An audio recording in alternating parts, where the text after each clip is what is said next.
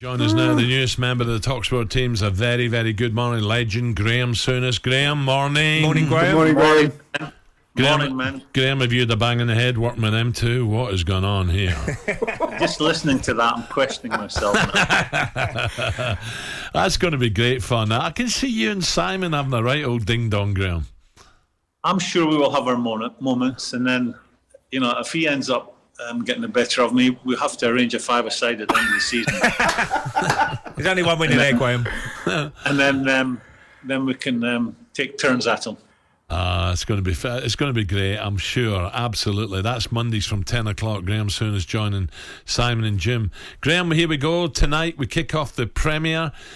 Arsenal. Maybe I was a bit strong, but I was listening to the Arsenal, this video out on Prime. It's streaming about in training he brought in a load of speakers, Arteta, and played "You Never Walk Alone." I'm like, hold on a minute, what? Am I losing it? Have I gone too strong in this? But I thought he's bonkers doing that. I'm not sure how that's going to help in the slightest. All you lads have played at Anfield, it's a special place. If the crowd get behind them, which they generally do, it makes it super difficult. You could play any music you want on the training ground, but it's how the players deal with it when they walk out the tunnel and they're confronted with that emotion.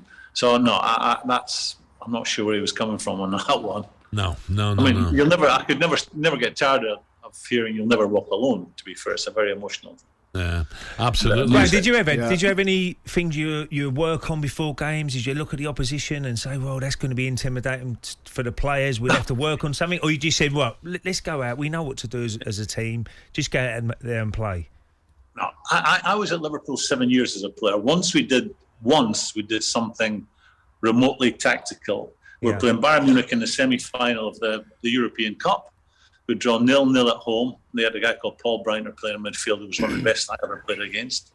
And he had done really well in the first game. So we go out to warm up at the Olympic Stadium, as it was then, not the Allianz. And then we come back in, doing our final thing in the dressing room. The buzzer goes for us to go out. And just as we're lined up to go out, the manager stood in front of us and said, "Oh, tonight, Sammy," to Sammy Lee, "you man mark that Paul Breitner." We all started laughing. And that was the one and only time we ever prepared. Is that right? And you're just about to walk out. Yeah, and if you think of the psychology in that, Al, with 2 weeks before, this guy had, let's say, ran the show, but had a really good night at Anfield. Yeah. So they have 2 weeks to think of that, but they don't tell us it until 5 minutes before we go out the door.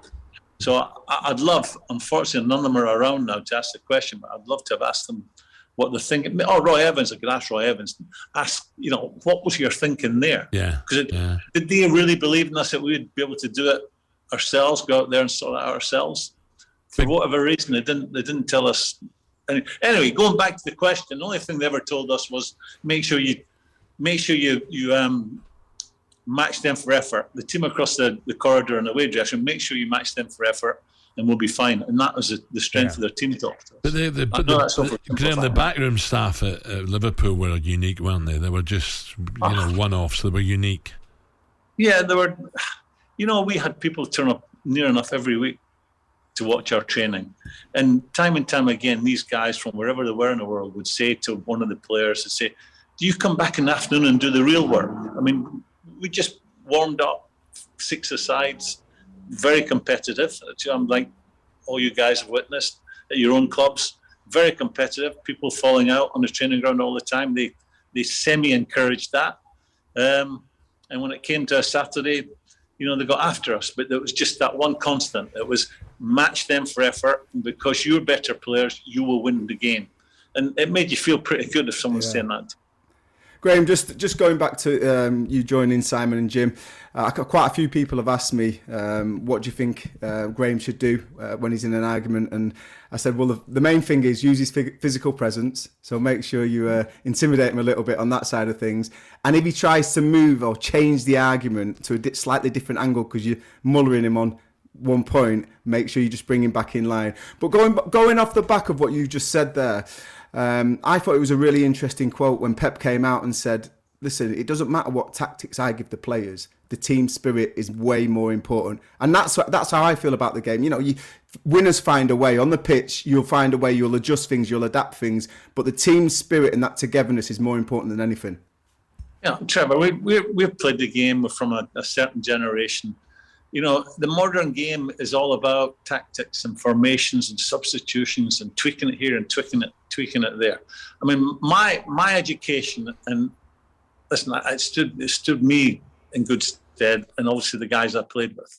You know, the first thing you have to do is be first to the bloody ball. If you haven't got the ball, you're on your back foot all the time.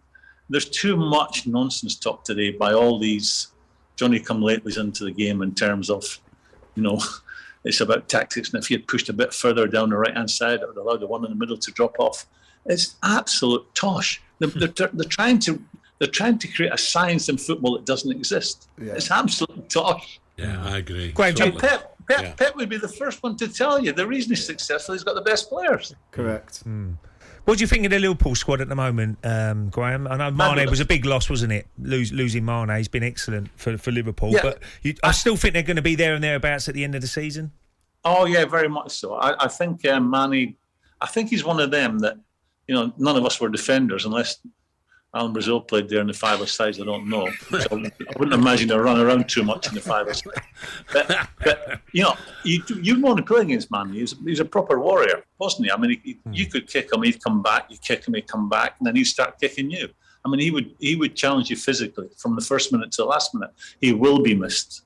Yeah. But the boy Nunes, I don't know what you guys think, but I think he'll be an outstanding success. I think he's a bit of a throwback in terms of his size, and he wants to run forward without the ball. I think he'd be a great addition. I think they're really strong. Again, you know, and this is what I'm really looking at. I love talking football with football people. You know, I look at Liverpool and I think if I was managing Liverpool today, there's two players I wouldn't want to get injured for any length of time. One would be the centre half. Another one would be Salah up front. And then if whoever comes in after that, and this is the beauty about Liverpool and City, and that's why they will finish first and second, whichever way it turns out. They have like for like when they're making substitutions, more or less, great quality they can bring on. Yeah. And I think for City, you wouldn't want Kevin De Bruyne going out for a while, and maybe not the goalkeeper. But they've got such strong squads.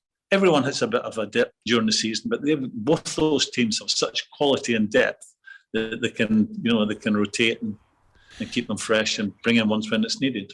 Graeme, I couldn't understand, you mentioned the centre half there. I remember 20 minutes in the game watching at Celtic, Van Dijk, I thought, who is this guy?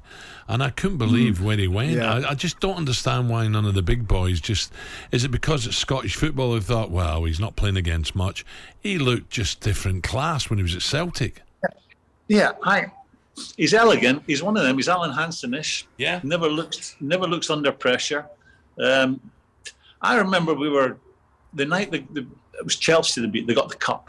Not last year, obviously the year before, and I was on the pitch with him, and I said to him, you know, jokingly, but I'm looking at him. He's just played 90 minutes. I said, "Do you ever get a sweat on?" Yeah. And he looked at me and said, "I didn't know how to answer," and he took an absolute Rolls Royce. But I would say this about him: he's not perfect. I'll ask you guys, because you know the levels you played at. Have you ever played with anyone who never gets upset? Who never got upset? I've never seen him upset. I've never seen him angry. I'd like to see a side to him where you fall out with his teammate occasionally, or fall out with a guy who's maybe left a bit on him. Yeah, I think Rio was a little bit like that. Rio, when he first started out, West Ham, he never really seemed to get the ump with anyone. He was always very calm, and he again a little bit like when we're talking about Virgil van Dijk, when he's on a one-on-one situation, rather than go and engage, he just delays, gets that distance right between the defender, between himself and the attacker, and just waits for his teammates to come around him. And I think that is an art as a defender. But the question I wanted to ask you, Graeme, is I think you started at Tottenham, one of your old clubs. Antonio Conte's had a very good end to last season. He's brought some very good players in. How much do you think they can compete with them top two, and do you think they'll be top of the other league? I think they'll give everyone a game. But, you know, to win the league, you have to be so consistent, and you can bet that both Liverpool and City will be that this year.